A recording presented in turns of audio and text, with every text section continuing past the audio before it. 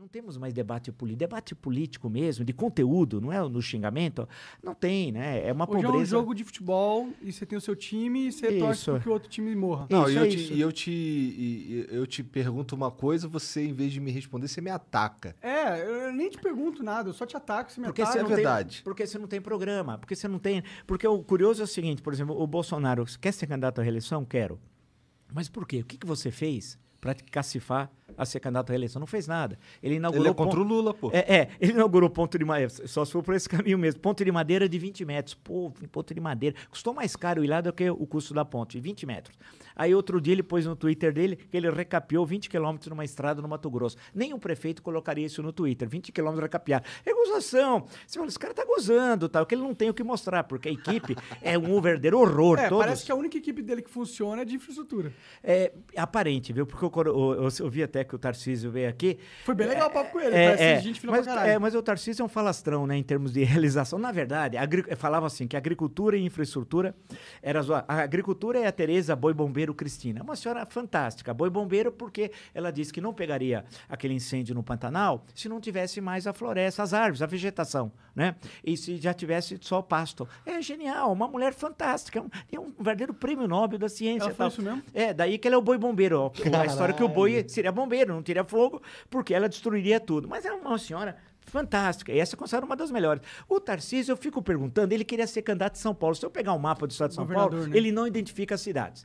Bem, aqui, o Dudu Bananinha, por exemplo, você pegar pro Dudu Bananinha, o Dudu Bananinha, que é conhecido como Eduardo, mas é Dudu Bananinha. Se você pegar... Não fala isso que ele não gosta. O planisfério, os continentes, ele não sabe identificar os continentes. Esse é o Dudu Bananinha. Pô, os continentes que foda. Ele não consegue. Ele queria ser embaixador. Ele queria ser embaixador e não conhecia o Kissinger. Porque teve uma conversa aqui no Brasil, alguém falou em Kissinger, que foi secretário de Estado. Isso, olha lá, hein? Eu conheço, tá vendo? O Bananinha falou pro assessor, quem é esse Kissinger? Não tinha a mínima ideia. O cara falou, foi secretário de Estado, um cara importante e tal. Eu não tinha a mínima ideia.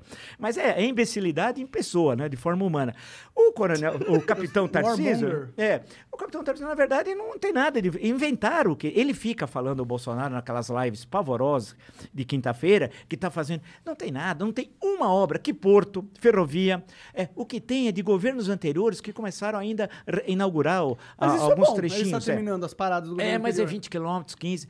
Foi lá da transposição das águas de São Francisco. Eu duvido um pouco disso, de concreto, se você fazer um pente fino, passa um pente fino no que foi feito pelo governo Bolsonaro nos vários ministérios. O Brasil hoje é um estado pária da comunidade internacional. Ninguém quer saber do Brasil. Mas isso é muito mais por questões de comunicação do governo do que necessariamente, eu acho... Você acha de comunicação? Por exemplo, alguém chegar... O Ernesto Araújo, que é o Beato Salu da novela Roque Santeiro, né? O pessoal chamava ele Beato Salu. É uma novela só para os mais novos, muito importante, e feito pelo Dias Gomes, que era um tremendo autor, e o Beato Salu era um sujeito, Beato Salu, um malucão, cabelo, lembra o Ernesto Araújo e tal. É que a gente nem lembra mais que foi ministro das Relações Exteriores, que isolou o Brasil do mundo. Né? Ele realmente parecia um cara que acredita em Ele estava à direita do Gengis Khan. Ele estava à direita do Gengis Khan. É uma coisa horrorosa. Tal. Era uma coisa assim, era um verdadeiro horror. Se você for ver, agora na ONU, ninguém queria conversar com ele. O Boris Johnson não sabia nem direito quem ele é, né? Aí quis vender, falou da vacina, achou que seria elegante, mas falou com um negacionista, nazista, criminoso, ladrão, corrupto, que é o Bolsonaro, chefe de quadrilha. Aí o Bolsonaro falou, mas eu não tomei a vacina, não sei o que lá. O outro falou, E o outro, que inicialmente era até contra a vacina, no início, né, não sabia, Sim, depois que ele foi, e viu com a importância do SUS. Pegou, né? Pegou, quase morreu. E a importância do SUS, vamos chamar de SUS lá do Reino Unido, e a importância depois que foi a vacinação. Ele mudou de ideia radicalmente. E depois foi se encontrar com o presidente da Polônia. A Polônia é um governo antissemita, racista, reacionário, é uma coisa horrorosa. Está direito. A Polônia, pobre país, sofreu tanto, quase que desapareceu durante 150 anos da história, depois reaparece no Tratado de Versalhes, depois o Hitler invade, a União Soviética invade outro lado, é um verdadeiro horror. Então, um país isolado internacionalmente. Agora mesmo, o Globo de hoje pegou um WhatsApp dele, um outro WhatsApp de outro número de telefone dele, de um grupo dele, ele falando, atacando a China. E o pior, com coisas que não existem. Ele nem sabe onde é a China, na verdade. Mas isso não são coisas da retórica do presidente? Não, isso que é o pior. Governo? Não, ele é marginal. A gente tem que entender. Ele é sócio de uma organização chamada Escritório do Crime. Aquele Adriano que morreu na Bahia, executado, é sócio dele. Mas isso, e como, ele é sócio. Como você tem essa certeza? Que eu sou ignorante. Eu posso dizer, olha, ele empregou a primeira mulher do Adriano, no gabinete do Flávio durante 8 anos como funcionária fantasma. Segundo, empregou a mãe do Adriano. Olha que ele é um homem que quer a família unida. Esse é o lado positivo, né? Vamos ver o lado positivo também. Então ele quis ajudar também. Ficou como funcionária fantasma também lá do gabinete. Aí o Flávio, amando do pai, porque os filhos não existem, né? Deu a medalha Tiradentes, que é a mais alta honraria da LERJ, da Assembleia Legislativa Carioca, para o Adriano. Assassino, homicídio, todo mundo sabia. E deu. E ele visitava na prisão o Adriano. E há suspeitas também, em Rio das Pedras, quando eles invadem e constroem aqueles prédios tudo fajutos, depois o prédio desaba, que ele é sócio também. E ele é vizinho do assassino da Marielle Franco. Isso é verdade. O Rony Lessa, ali, 7 metros, atravessa a rua, tá aqui. Então, ele sempre se misturou com o que há de mais sujo da política do Rio de Janeiro. Quem vive no Rio sabe, ele é aliado das milícias, é um miliciano. Onde ele tinha votos? Onde o Carlos, como vereador, tem votos? Você pega o mapa da cidade, no caso de vereança é possível, aonde as milícias e o tráfico controlam. Então, você vê aquelas áreas, é onde justamente a quadrilha, porque ele é um quadrilheiro, é um homem covarde, né? Eu tive com esse cara 40 minutos, né? Quando eu estava na Jovem Pan. 40 minutos, tivemos uma conversa, vamos chamar assim, não foi bem uma conversa, mas foi quase uma conversa. Ele não sabe nada, ele é um idiota. Na primeira pergunta, eu olhei para ele, eu falei, ele não está entendendo o que eu estou falando. Eu dei aula até para o ensino fundamental 1, 2, ensino médio e 30 anos na universidade. Eu conheço um pouco de ensino. Quando eu falei para ele, eu percebi aquele olhar baço da ignorância, sabe? Que bate aquela coisa blindada. Eu falei sobre economia, só para brincar. Eu sabia que ele era um idiota, não sabia nada também de economia, e continua sendo idiota tal, né? Eu perguntei para ele, o que o senhor vai fazendo? O senhor quer ser candidato? Era 2017 ainda. O que o senhor vai fazer nos setores primário, secundário e terciário da economia?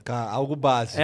Então, agricultura, minéria, né? Indústria e serviço. Ele olhou, falou, o que esse cara tá me querendo me sacanear? O que é primário? Ele não entendeu. Eu falei, mas o senhor não entendeu a minha pergunta. Ele não entendia nada. Coisas básicas. Aí, uma senhora que foi entrevistada até no meu canal, Olga Curato, para dar o nome, falou, não, ele tem problemas cognitivos. Ele não consegue, ele tem dificuldade de raciocinar. Além de ter um vocabulário de 500 palavras. Eu não sei como é chamado de mito. Porque mito são aqueles líderes autoritários que dominam a língua, são tremendo oradores, são carismáticos. Ele é um idiota. Ele falou 7 minutos em Brasília, fazer tudo aquilo, agora é dia 7. Falou 7 minutos e veio a São Paulo. E os idiotas foram na Avenida Paulista, os bobalhões. Bastante bobalhões.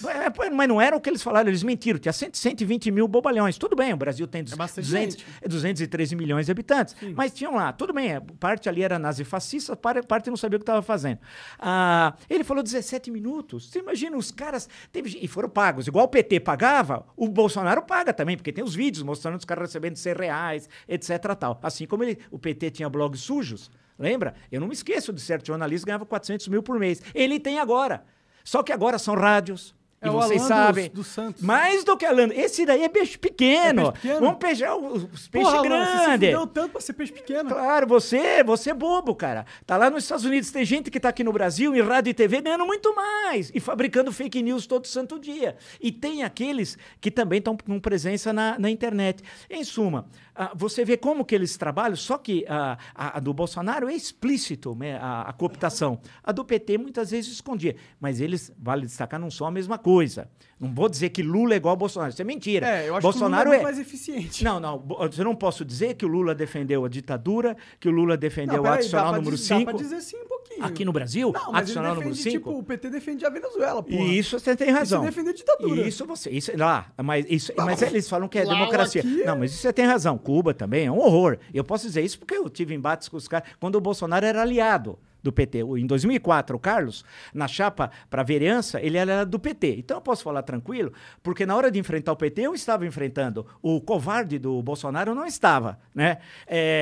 Então, vamos deixar a coisa bem clara. Agora, eu não posso dizer que o Lula que queria impor a ditadura, ou adicional número 5, que era genocida, porque o Bolsonaro é genocida. Bom, o Lula fala que quer controlar a mídia. Isso ele falava, tem razão, controle social da mídia. Mas o Bolsonaro também tem o seu, entre aspas, mais efetivo controle social da da mídia. Vide como distribui as verbas publicitárias. Eu acho que a gente tem que discutir isso, mas não como o PT faz, nem como o Bolsonaro. Acho que o PT também era muito bom nessa distribuição de verba era esperto também, mas tinha lá os blogs sujos. Eu acho que é muito melhor que o Bolsonaro, inclusive. Não, eu acho que na proporção que tem agora, infelizmente, eu digo isso, eu posso dizer com tranquilidade, porque como eu bati de frente com os caras durante 13 anos, mais, 15 anos e 4 meses, para ser preciso. Cara, então, foi até abril. Tem uma puleta de luta contra o PT. Não, foi todo o período, desde o primeiro dia de governo. Em 2003. Então, a questão que se coloca é que, no caso do Bolsonaro, por exemplo, essa questão do genocídio é uma coisa inacreditável. Ele continua sendo negacionista, né? Ele continua sendo homofóbico, assim como que depois, hoje, na CPI da pandemia, que o senador Fabiano Contarato foi lá, foi à mesa, muito bem feito pelo senador Omar Aziz, está de parabéns. Falou para o senador Fabiano Contarato do Espírito Santo, sente aqui. E tinha uma postagem do depoente de hoje, que é um empresário bolsonarista. Luciano Heng. Não, hoje foi um cidadão chamado Otávio alguma coisa. Um sujeito inexpressivo. Entendi. Um inexpressivo. Eu nem conheço, um cidadão aí que não tem expressão. Mas ele tinha feito uma postagem do Fabiano Contarato falando, homossexual, você sentiu o perfume de quem e tal. Um negócio incrível, um negócio horroroso, né?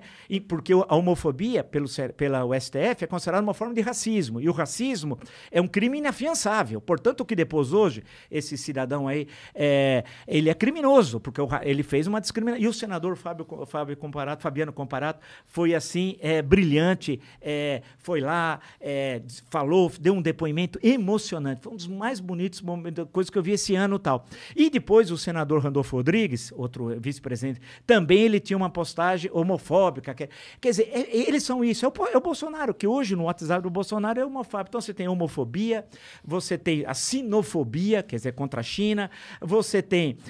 ele defendeu no WhatsApp hoje o Pinochet. Como esse cara, esse pilantra, pode ser presidente do Brasil defendendo o Pinochet? Tu tem um WhatsApp bolsonarista só pra receber as paradas? Não, saiu no Globo hoje porque pegaram o último número de telefone dele. Eu queria ele vai mudando. Grupo bolsonarista, mano. Como que entra nesses grupos do WhatsApp? Ele passou. Passou esse negócio do Pinochet. E é bom lembrar para os mais novos, a pior ditadura, uma das piores ditaduras da América Latina foi a ditadura chilena do Pinochet. O golpe de Estado de 11 de setembro de 1973. Morreu gente pra caralho. Morreu gente pra caralho. No Estado Nacional. setembro que sempre a tragédia acontece.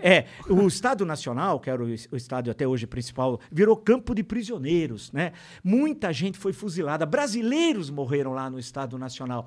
Um grande músico, que não é da geração, claro, de vocês, mas é da minha, que era o Vitor Jara, um grande músico chileno, uma das suas músicas chamava Las Manos Son Lo Único Que Tengo. Antes dele ser fuzilado, eles cortaram as mãos. Caralho. Então nós estamos falando de assassino, né? Esse é o Cruel. Pinochet. Cruel, são assassinos.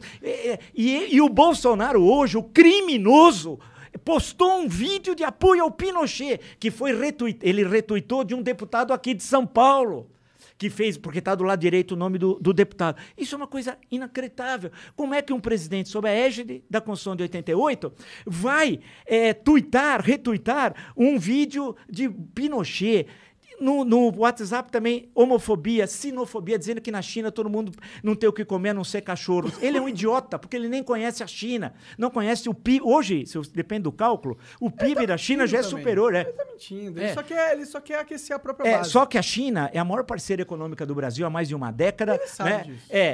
Ele sabe muito pouco, porque o Dudu Bananinha atacou inúmeras vezes, através do seu Twitter, também a China. E essa história de vírus chinês... Mas eles fazem isso pensado, não é que eles não sabem que a China é um bom parceiro, é que eles fazem um cálculo político. Sim, eles que pega aquele Steve Bannon, aquela coisa horrorosa lá dos Estados Unidos, né, que era do Trump, e aí trazem aquilo. O bolsonarismo, o ismo é exagero, porque o ismo parte da ideia que você tem um certo conjunto orgânico de ideias. O Bolsonaro não tem um conjunto orgânico de ideias. É uma misturada, que eu até, nos artigos que eu escrevo lá também no UOL como colunista, eu falei, olha, tem de ver a história da extrema-direita brasileira, para entender esse ismo do bolsonarismo. Não é o integralismo, que foi um movimento tipo fascista que nós tivemos no Brasil nos anos 30, mas ele só existiu durante 5 anos, de 32, quando foi criado, e veio o golpe do Estado Novo, proíbe os partidos políticos. Conhece os internalistas aí na internet. Mas esses aqui são tudo internalistas de carnaval. Isso aí não é para levar nada, esses aí são todos bobalhões. Não é o integralismo, porque aquele integralismo dos anos 30 tinha a lembrar... Bem, primeiro precisa olhar a Itália do Mussolini, nós estamos na década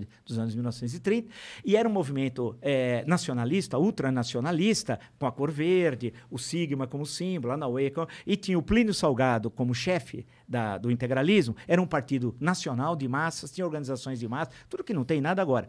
E o Plínio Salgado, você pode falar tudo, mas era um bom escritor, né? Era um escritor modernista, né, da Semana de Arte, e tinha intelectuais que depois foram para outras correntes, como o Miguel Reale, que depois rompe com o integralismo, que era o chefe da doutrina, tinha Santiago Dantas, que foi um cara importantíssimo nos anos 50, morre em 64, o padre em Fortaleza, Dom Helder Câmara, que depois vai ser muito importante, quando vai para o Rio de Janeiro, o Dom Helder Câmara virou um símbolo, especialmente durante a ditadura militar. Então, foi aquele momento, o Vinícius de Moraes, jovem à época, estava para prestar concurso no Itamaraty, também teve simpatias com o integralismo naqueles anos 30. Então, o integralismo era aquilo, mas aquilo morreu lá nos anos 30. O que o Bolsonaro advoga é uma outra extrema-direita que nasce contra a República Populista, e tinha um almirante nos anos 50 chamado Penaboto e tal. E na época se gozava muito, o Rio era a capital e o humor carioca sempre é muito bom, que era o penabotismo, que ele via comunista embaixo da mesa, em todo lugar, ia no banheiro, o comunista estava atrás da privada, era aquela coisa tenebrosa e tal. E aí era o chamado penabotismo, que fracassou em várias tentativas de golpe. Se você pega o que eu penso, eu tenho muitos fascículos das coleções dele, eu comprei em sebo e tal. Se você pega o Penaboto, tanto que em 64 não deram cargo nenhum para ele, porque os militares sabiam que o cara era doido, né? Aí você puxa para os órgãos de repressão, que é chamado órgãos de inteligência, que reprimiram, mataram, assassinaram dezenas de brasileiros, né, nos centros de repressão. Milhares ou dezenas? Dezenas. Foram provavelmente, deve ter sido em torno, aqui foi em torno de uns 400, a princípio de 450 a 500, que foram, parte desses corpos desapareceram, que são os chamados desaparecidos, né? Nunca foram entregues às suas famílias. Quando você pega esse período aqui, esse segundo período, é a repressão das torturas. Pau de Arara é uma invenção nacional, tal. Outro dia até estavam dando risada sobre o Pau de Arara. Isso é uma tragédia, tal. Aí você pega o Penaboto, tem a ver com esse pessoal dos órgãos de tortura. Depois, na época do governo Geisel, houve a distensão lenta, gradual, segura. Ele queria levar o Brasil paulatinamente para a democracia, dentro da ideia do Geisel, que foi um presidente muito severo, muito austero, e é um momento que quem estatiza a economia brasileira são os militares, especialmente o governo Geisel.